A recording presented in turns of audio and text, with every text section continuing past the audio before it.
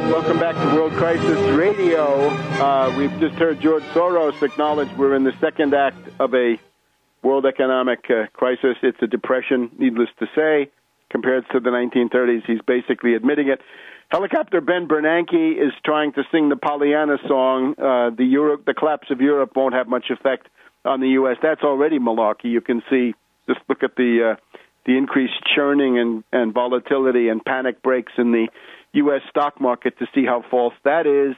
There is a wolf pack of hedge funds attacking Europe, as Galbraith admits. But in order to stop that wolf pack, you've got to have direct anti-speculator measures. Ban hedge funds, ban credit default swaps, ban synthetic collateralized debt obligations, synthetic CDOs or CDO squares, and above all, the Tobin tax. Across the board, 1%. If these instruments are so wonderful and so creative and so precious, then they can bear their fair share of the tax burden under which the rest of us are groaning, right? We pay sales tax.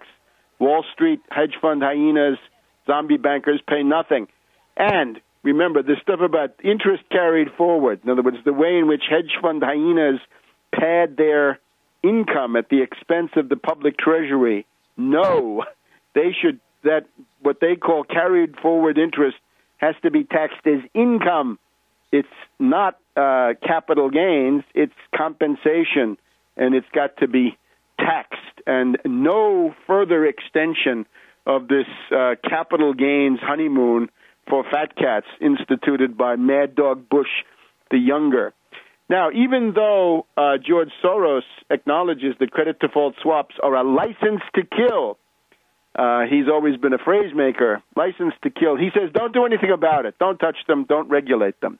Well, the Italian independent magistrates, notice under the Italian system, it's not a centralized thing where the U.S. attorney in Texas has to ask Eric Holder there at Maine Justice whether they can prosecute a case, and it's all centralized through Washington. The Italian system, the magistrates are independent, and to a very large degree, they can bring cases that they want. And there is a council, the Superior Council of the Magistracy, that oversees them, but this is mainly ethical questions.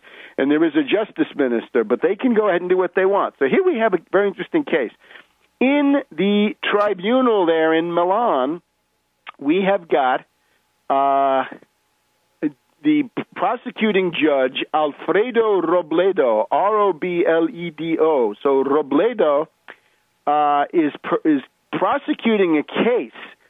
UBS, Union Bank of Switzerland, Deutsche Bank, J.P. Morgan Chase are facing charges of aggravated fraud concerning an interest rate swap on it's a bond issue by the city of Milan, 1.68 billion euros or approximately $2 billion U.S. dollars. 13 people face criminal charges in this case. Now, the idea is that Italy has far more in the way of these derivatives than even Greece, Portugal, and Spain.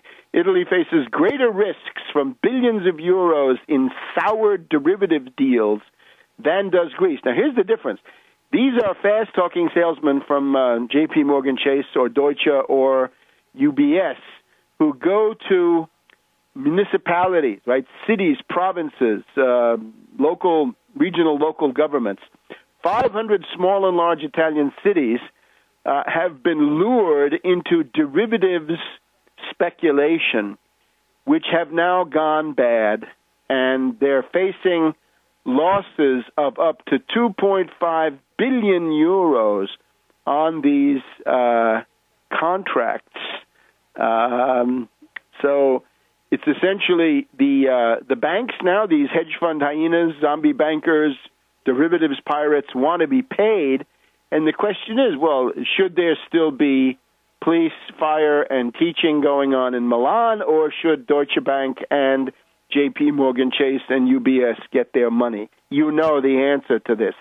civilization must prevail over the rapacious demands of speculators and other sociopaths.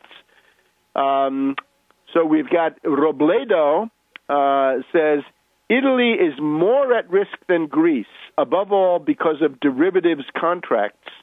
There is an enormous and concrete problem in Italy because there are many bubbles in the hands of cities, provinces, and regions that sooner or later will blow up, but nobody knows when, he told reporters. Now, they're also bringing in one of the better-known Italian investigating judges, Oscar Maggi, is coming in to take over the case. We hope that he prosecutes this very, very vigorously. So here's another area of legislation. We need to ban governments, regional and local governments, from entering into derivatives contracts. When we ban credit default swaps, which I think we have to do, and collateralized CDOs, or indeed all CDOs, we've got to add a special proviso that under no circumstances is the U.S. government, any state, any county, any city, any subdivision of government, or any authority backed by government, the Port Authority of New York or whatever it is, no derivatives. Ban on all derivatives. These are dangerous speculative investments. We don't want them. They are toxic. They are highly destructive. So these are basically the outlines of the crisis. Now, in terms of the financial reform bill that is now in the House Senate Conference Committee Reconciliation Committee, obviously Rambozo, Emanuel, and his legions of greed from Wall Street are trying to gut this as much as they possibly can.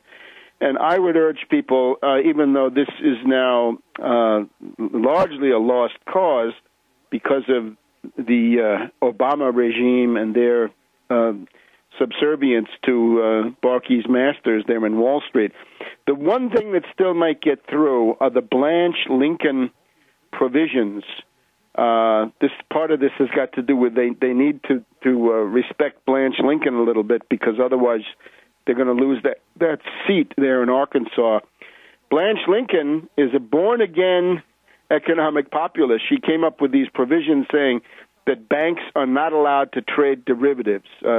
Derivatives have nothing to do with the activity of a commercial bank, not part of the business model. Therefore, you can't do it. That has got to be kept, if at all possible. That would be a possibility of making it harder for banks to bankrupt themselves with these toxic instruments. But you got to watch the usual Wall Street shills, Barney Frank, Chris Dodd, this Corker. He's really a corker from Tennessee, and so forth. The other thing that's economic, the situation in the Senate, is that there was a proposal brought forward by Madame Murkowski of Alaska to try to stop the Environmental Protection Agency, under these Malthusian lunatics that we know, from trying to implement restrictions on carbon emissions without benefit of law, simply under regulations, right? Simply as a matter of decree.